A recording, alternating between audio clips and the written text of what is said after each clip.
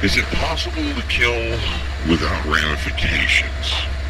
Well, that's exactly what happened to Eddie Spinks, a Virginia resident who was acquitted of murder during an altercation between he and fellow bar attendee Colin Ames that ended in Spinks firing 2 shots to the head of Ames, who was reported dead at the scene. Many witnessed the event transpire, but the state was still unable to prove their case without a reasonable doubt, all due to the current pandemic that is spreading throughout the Commonwealth. During the case, Spinks took to the stand and claimed that Ames was showing signs of sickness the moment he entered the John Nick bar on 5th Street. Others corroborated his accusation, saying that Ames looked sweaty and lethargic. At some point, Ames collapsed and became unresponsive. Many in attendance simply thought he was suffering from intoxication. Ames stirred and slowly rose to his feet, while others dismissed this as active recovery. Spinks, on the other hand, felt something was different. He was not himself when he stood back up, Spinks testified. Ames began to walk toward a female patron, Sarah Cole, in an aggressive manner and attempted to grab her. She was able to slip Ames's grasp, but Ames continued the assault. Spinks attempted to intervene in the assault, breaking the two up, at which point he relayed that Ames attempted to bite him.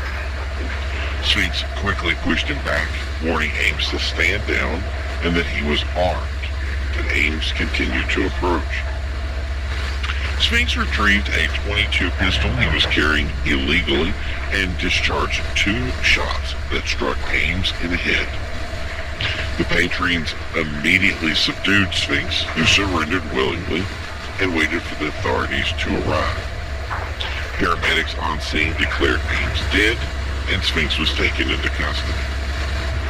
During trial, although many witnessed the attack, only Cole testified that she believed that she was being attacked and that it was possible that Ames was sick. Doctors versed in the new illness testified at length to the effects, such as lethargy, unresponsiveness, and using physical weapons such as hands and teeth. The jury deliberated for only 6 hours and returned a not guilty verdict on all charges.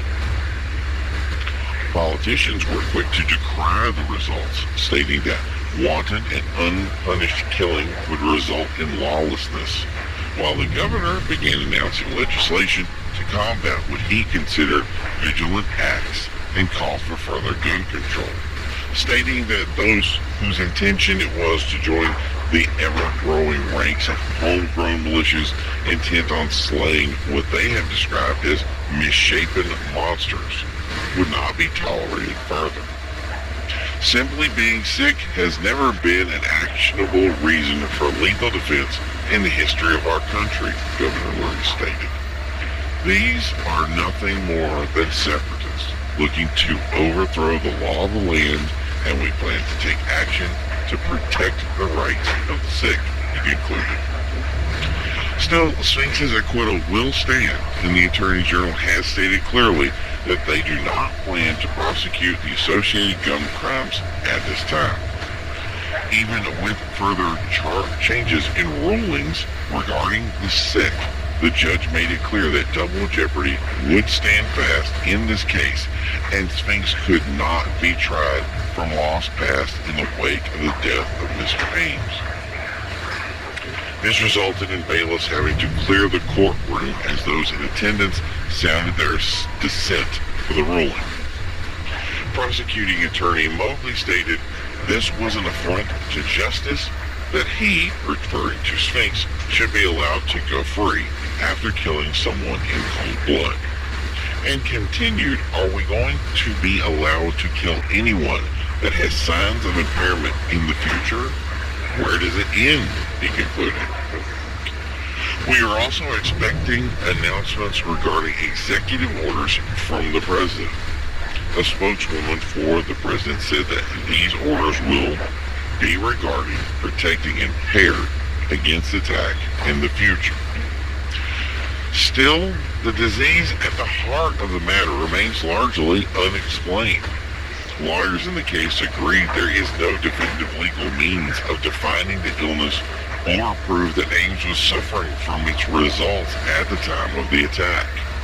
Reports are that it is also spreading throughout the western part of the state and becoming more frequent in populous centers, opening up the potential for more cases like this to occur. With discussion of limiting the scope of defense, this has led many to question their ability to protect themselves from attack, while militia marauder groups begin to further organize in its wake to combat those completely overcome by the illness. And if legislation is enacted, it may rule that citizens are unable to use the illness as a defense. Lurie made clear his position that defense of law is the domain of law enforcement and the National Guard, and not the untrained citizen, clarifying that no one, not even a qualified doctor, is able to fully discern the sick person's disposition in a short encounter, and that any further slaying will be met with the full force of the law. He refused to further comment. Opponents of the law state that this illness does not result in death, but that it does change the person into the shell of their former self, and that their death could be considered merciful. But many countered that at this time, even assisted suicide would be considered illegal.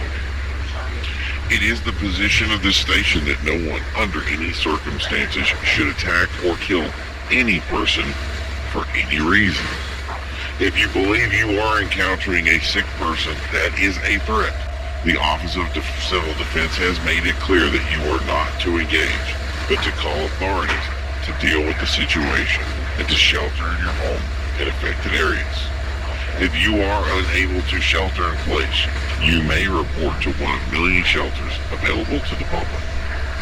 We expect new legislation by the end of the day, and politicians stated they plan to fast-track any law rulings that cross their desks. Now on to